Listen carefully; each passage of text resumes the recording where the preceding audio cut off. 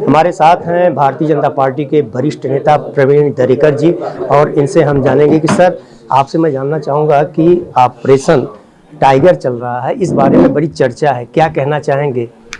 मुझे लगता है बाला साहब के असली टाइगर अभी शिंदे साहब के साथ है। उनकी विचार तारा शिंदे साहब के साथ है, इसलिए अभी जो बाला साहब के विचार को मानते हैं, क्योंकि बाला साहब का हिंदुत्व का विचार था, कांग्रेस के साथ कभी भी न बैठने का विचार था।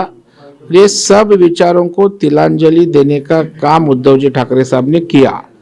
इसलिए बाला साहब ठाकरे जी के विचार को मानने वाले कट्टर सैनिक लोक प्रतिनिधि अभी वहाँ रहेंगे ऐसी स्थिति नहीं, क्योंकि विचारधारा बदलती है। जिन लोगों ने विकास के लिए चुन के दिए उनका विकास नहीं हो रहा है, तो राज्य सरकार में शिंदे साहब है, एनडीए में शिंदे साहब है, तो उनके पास जाएंगे तो अपने क्षेत्र का विकास कर सकते हैं, ये भी भूमिका है।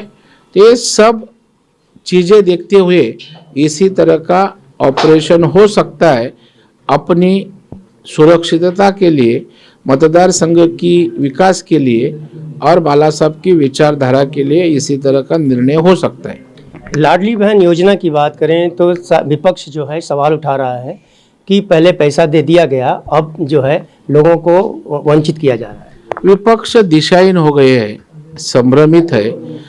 जो निकष में नहीं बैठते उनका रिव्यू शुरू है, लेकिन जो निकष में बैठते हैं, क्राइटेरिया में बैठते हैं, ऐसी मेरी एक भी लाडली बहना का पैसा बंद नहीं होगा, उनको योजना लागू रहेगी। विपक्ष को कोई मुद्दा नहीं, इसलिए विपक्ष का काम है उनका बयान है।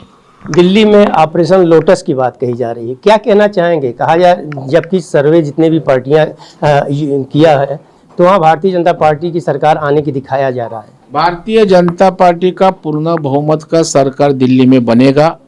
ऑपरेशन लोटर की आवश्यकता होगी ऐसा मुझे लगता नहीं। भारतीय जनता पार्टी को पूरा मैंडेट दिल्ली की जनता देगी, विकास के लिए देगी।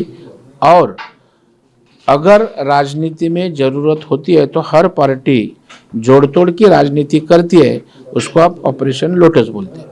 महायुति का जो यहाँ पर सत्ता है और निकाय चुनाव होने जा रहा है, पूरी तैयारी कर ली गई है, उसको देखते हुए उद्धव ठाकरे अपने जमीनी स्तर नेता तैयार कर रहे हैं, क्या कहना? नहीं, मुझे लगता है जमीनी स्तर कार्यकर्ता नेता तो शिवसेना के थे ही, लेकिन वो टिका नहीं पाए।